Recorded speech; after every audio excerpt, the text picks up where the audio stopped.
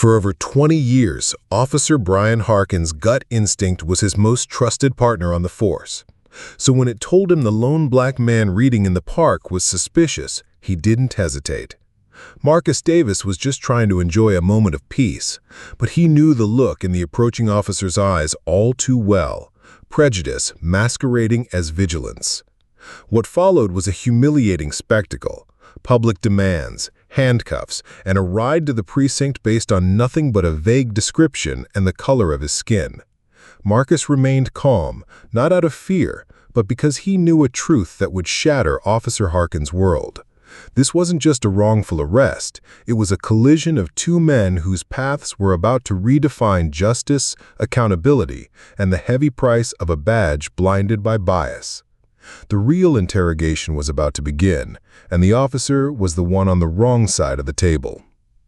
The late afternoon sun filtered through the canopy of Riverside Park, dappling the ground in shifting patterns of light and shadow. On a weathered bench sat Marcus Davis, a hardcover book open in his lap. For him, this park was a sanctuary, a rare pocket of tranquility where the relentless demands of his job faded into the background. Today he was deeply engrossed, the rustle of leaves and distant laughter of children a soothing symphony. Across the lush lawns, Officer Brian Harkin walked his beat. His posture was rigid, his eyes perpetually scanning, categorizing, assessing. 2 decades on the force had honed his intuition into a weapon he trusted implicitly. When his gaze landed on Marcus, a familiar prickle of suspicion ran up his spine. A black man, alone, too still, too composed. He didn't recognize him, and in Brian's world, unfamiliarity was often a cousin to guilt. A recent bulletin about a string of petty robberies flashed in his mind. The description had been laughably vague, but it was enough. Tall, black male. His grip tightened on his belt near his baton. "Let's see what this guy's up to," he muttered, altering his course. Marcus felt the weight of the stare before he saw its source. Looking up, he met the officer's gaze from across the path. He knew that look intimately. It was a narrative he'd been forced to read his entire life. He closed his book slowly, marking his page with a finger, his expression neutral, his hands deliberately visible. "Good afternoon," Officer Harkin said as he reached the bench. The word was polite, but the tone was laced with a steely undertone. "Good afternoon, officer," Marcus replied, his voice even and calm. "What brings you out here today?" Harkin asked, his eyes doing a quick inventory of Marcus's clothes, his book, his posture. "Just enjoying the park. It's a nice day." Harkin nodded slowly, not hearing the answer, only listening for a lie. "You from around here?" Marcus offered a thin, humorless smile. "I've been around." The non-answer solidified Harkin's suspicion. His stance shifted, becoming more confrontational. "Mind if I see some ID?" The smile vanished. This was the precipice. Marcus knew his rights, knew he was under no obligation to comply, but he also knew the dangerous escalation refusal could invite. "Am I under arrest?" Marcus asked, his tone measured, his eyes locked on Harkin's. The challenge bristled in his chest. "You will be if you don't cooperate." His hand moved to rest on the butt of his service weapon. "I'm just sitting in a public park," Marcus stated, each word deliberate. "Is there a law against that?" "You fit the description of someone we're looking for," Harkin shot back, the excuse sounding hollow even to his own ears. "And what description is that?" Marcus asked quietly. "Don't get smart with me," Harkin snapped, his pride now fully engaged. "Show me some ID, now." The air crackled between them. Marcus held the gaze for a long moment, then with deliberate slowness reached into his back pocket and produced his wallet. He handed over his driver's license. Harkin snatched it, giving the name a cursory glance. It meant nothing to him. "Stand up, turn around." A deep weariness settled over Marcus, the profound exhaustion of a battle forever repeated. He complied, turning and placing his hands behind his back. The cold metal of the handcuffs clicked around his wrists, tight and unforgiving. He could feel the eyes of other park-goers on them, a spectacle of shame he had not asked for. As Harkin guided him toward the patrol car, Marcus's mind was already clicking forward, past the indignity, to the inevitable conclusion. He was silent during the short drive, watching his city blur past the window, a prisoner of a presumption he could never seem to escape. The precinct buzzed with its usual chaotic energy.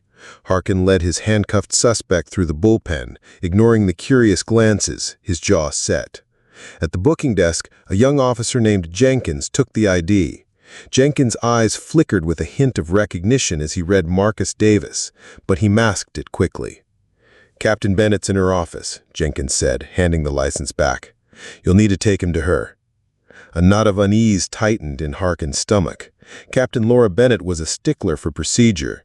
He hadn't wanted this to go up the chain so quickly. Inside Bennett's tidy office, Harkin stood stiffly. "Caught this guy in the park, acting suspicious, wouldn't cooperate." Captain Bennett's sharp eyes moved from Harkin to Marcus. For a split second, her professional mask slipped, and a look of stunned recognition took its place. It was gone in an instant. "Is that so?"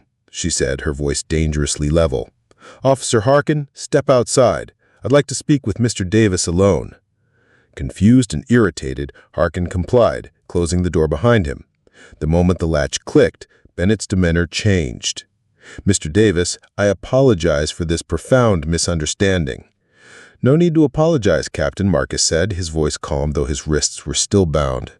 "Your officer is just doing his job, though poorly. I'm aware of who you are. I'll have this sorted immediately." She moved to unlock the cuffs. "A moment, Captain. Why didn't I tell him? Because it shouldn't matter. My identity shouldn't be the prerequisite for my dignity. He didn't see a man reading a book. He saw a black man he assumed was a criminal. That is the problem you need to address." Bennett absorbed his words, a flicker of shame crossing her faces. She nodded grimly. "You're right. It shouldn't." She finally removed the cuffs. She called Harkin back in. "Officer, you will release Mr. Davis immediately. He is not the suspect you were looking for." He blinked, confusion warring with defiance. "But, Captain." "Now, Officer Harkin." His hands shook slightly as he fumbled with the key, finally freeing Marcus's wrists. The reality of his error began to dawn, cold and nauseating. "Thank you, officer," Marcus said, the simple phrase laden with a quiet, devastating finality. He turned to Bennett. "I'll be in touch, Captain. There's much to discuss." He walked out, leaving a silence in the office that was heavier than any outburst. The axe fell an hour later. Captain Bennett called Harkin back into her office, her face a granite mask. "Do you have any idea who Marcus Davis is?" she asked. Harkin shook his head, the sinking feeling in his gut turning into a free fall. "He's a senior FBI agent, Harkin, one of their best. You just wrongfully arrested a federal agent based on a hunch and the color of his skin." The words landed like physical blows. FBI. The enormity of his mistake unfolded before him, a catastrophic professional suicide. "I didn't know," he whispered, the defense pathetic even to his own ears. "That's the problem," Bennett yelled, sharp and clear. "It shouldn't have mattered who he was. Your actions were based on prejudice, not probable cause. You are on administrative leave effective immediately, pending a full internal investigation." The word termination hung unspoken in the air. His career, his identity, his life's work, it was all crumbling because he trusted a gut instinct poisoned by bias. The official review was a merciless affair. Seated in a sterile conference room, Harkin faced a panel of stern internal affairs officers, and at the far end of the table, Marcus Davis. Marcus's calm, observant presence was more terrifying than any angry outburst. They played the body cam footage. Harkin watched himself on screen. His aggressive posture, his clipped accusatory tones, his complete dismissal of a calm, compliant man. It was a brutal mirror. The witness statements aligned perfectly. An officer escalating a situation without cause.